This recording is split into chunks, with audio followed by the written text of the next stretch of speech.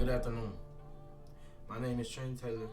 I'm from Montgomery, Alabama. I'm currently a sophomore at Alabama A&M, majoring in business and marketing.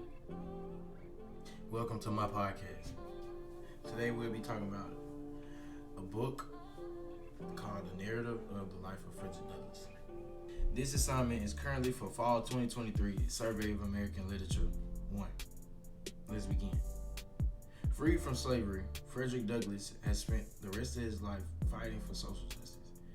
He is considered to be one of the greatest civil rights leaders of all time, in fact. In Frederick Douglass's biography, Narrative in the Life of Frederick Douglass, an American Slave, Douglass gives us keen insight on topics such as how slaves are unaware of their birth date and in some cases their biological parents. Throughout the years of grade school, all through elementary, we're taught that slaves, you know what I'm saying, they was treated like nothing. They didn't have anything.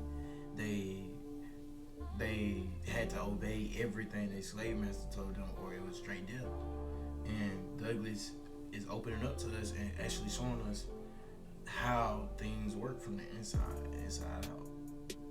You know, not many kids know that slaves weren't aware of who their parents were, or that a slave could get shot for trying to clean itself. A lot of stuff is left out in the learning process of that. But let's continue. Fun fact about Frederick Douglass: his mother was actually a slave, which isn't hard to figure out, but his father, in fact, was a white man.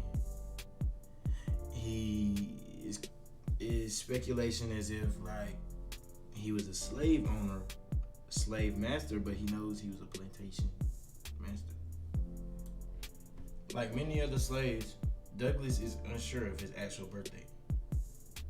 Being separated from his mom at such a young age, it was no way for him to really know his actual birthday. And I doubt that they had access to calendars back then, or could even tell the time or the date. Because a slave owner would just want them to work. Face down work. So there was no way. And as he got older, all he could really do was estimate as to when he think he was born. But there's no way to truly tell. In order to prevent their slaves from realizing who they actually are, slave masters deprived them of their identities, stripping them away from their families and the ones around them. According to Douglass, they are the same as animals, treated the same in all. Children were fed corn mush from a trout on the ground and were expected to eat it exactly like a pig.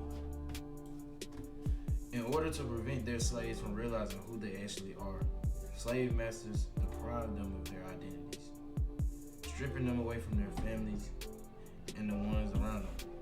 According to Douglass, they are the same as animals, treated the same in all.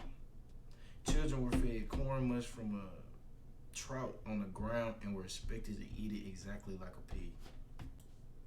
Think about how degrading it is as a human to get down on the ground and eat with pigs exactly as a pig. That just goes to show how much respect they had for our race. Kids and parents. Kids and teens, probably most likely parents too, was on the ground eating corn mush. No, I don't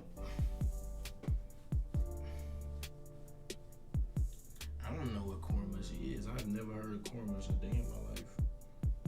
I wonder what it looked like. It probably looked like exactly what it sounded like, corn mush, but whatever it was, it couldn't have been that appetizing. Back to it. Think about how degrading it is as a human to get down on the ground and eat with pigs exactly as a pig. That just goes to show how much respect they had for our race.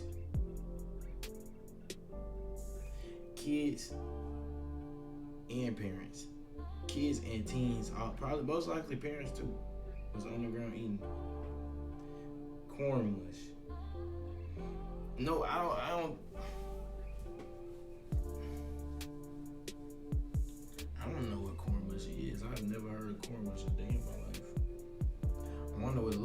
probably looked like exactly what it sounded like, corn mush, but whatever it was, it couldn't have been that appetizing. Back to it. Douglas also seems to be saying that white profiteers are using this technique as an excuse to hide their carnal tendencies. Thus, slavery is equated with animality, with the saying slaves know as little of their ages as horses know of theirs. Of course not. Of course, this is the case because they're stripped away from their family and their parents at a very young age, and no one has access to calendars at the moment. So, ain't no telling them. There's no way in telling your age. Owners not only treating their slaves like animals, but they also typically place a higher value on animals than slaves. How are you gonna treat an animal better than a whole human? The animal has a better life than a slave. It's insane. But Douglas claims that such a society that prioritizes, animals over humans is abhorrent. Lloyd undoubtedly mistreated his slaves, but never his horses. From moms they are taken at an early age, slave owners are also use separation as a means of control. Being away from your posse, the people who you feel most safe around, and being uncomfortable can actually break you as a human. It can make you afraid and make you panic in certain situations. As this keeps slave children from forming relationships with their family, being loyal to other slaves, or learning about identity and history. The more you know about your history, the more you can prevent it from repeating. Because history always is going to repeat itself, no matter what. He also discusses the treatment of slave women and masters' children, and the relationship slave masters have with them. Douglas claims that the worst treatment of all goes to the children of white owners and female slaves, the light skins, and that the master is often forced to sell his mulatto children, a light-skinned children that's just a crossbreed, out of the difference to the feelings of his white wife. So, just because the slave master's wife doesn't like seeing the light-skinned kids just run around, like she hates that, the slave owner is forced to sell them. It has to get them going. That's interesting. The woman views her spouse's mulatto children as constant reminders of his adultery. Right. She is constant reminders of him cheating. After being beaten, some slaves were left without a bed to sleep on and naked. No clothes, cold, afraid. That's crazy. And they're stripped of all their clothes after being beaten. They also had to spend a lot of time working in the fields.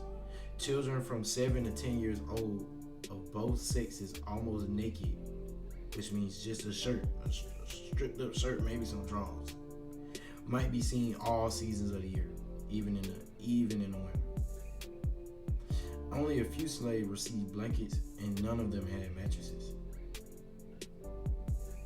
They were not allowed to sleep, and forced labor, long hours in the field. So you telling me my hours of sleep is limited, but you want me out there working 12, 14 plus hours in the field, in the sun, in the heat, then the sun go down, I'm still out there working, grinding. Things like that just weren't plausible. Like they were pushing their bodies literally to the limit, then starving them to almost nothing. Because I know half them slaves did not want to eat their food, and I know they ain't eat their food. Douglas endured and witnessed a lot of unfair treatment in his life. According to Douglas, slaves were whipped and sent to Baltimore to be sold as slave traffickers as a warning to other slaves if they disobeyed plantation regulations. So, disobeyment, not doing the right thing, they getting sent to be trafficked in Baltimore. If slaves attempted to escape or overall were unmanageable, they were be sent off too.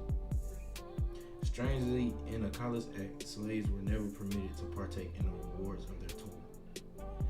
Slaves were in fact kept hungry all the time, starving, nothing to eat, cold, mentally damaged.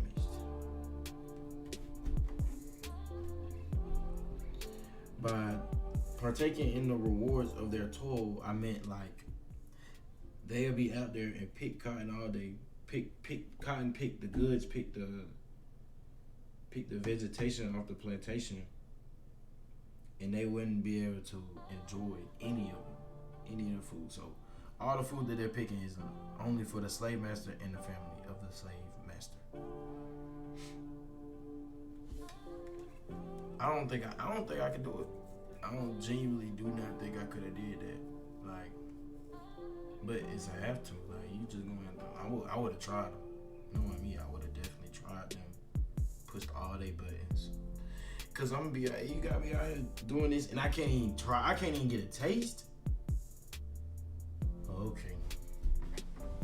He recalls a time when a slave was whipped, and the slave went to the creek to clean his wound. Right. So, slave getting beat down,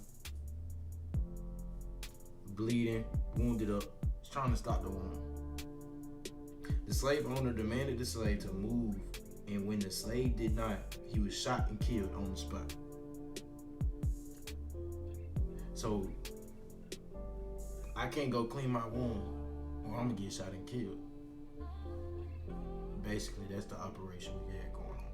Instances like these were very frequent, though. And slave owners used disobedient slaves as examples for the whole plantation. You do have to set the example for the others, but dog, death trying to clean a cut is that's nothing. It's pity. The law is made up of slave owners and their overseers. Slaves are subject to an extrajudicial system and live in constant fear.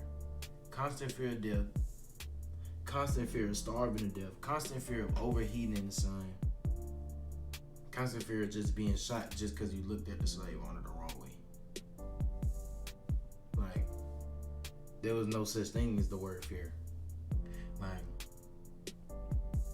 it's almost like their life just didn't mean anything. Like, they was just another guy, another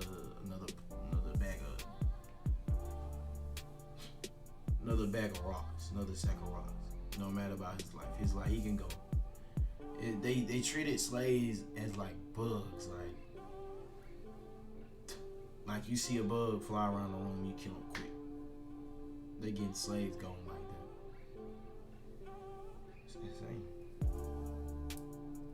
In conclusion, Frederick Douglass, a former slave, dedicated his life to fighting social justice and will always be considered one of the greatest civil rights leaders.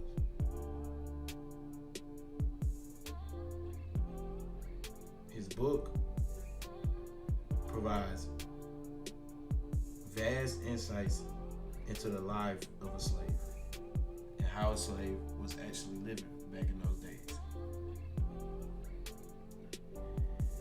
Douglass adds vivid memories, vivid experiences,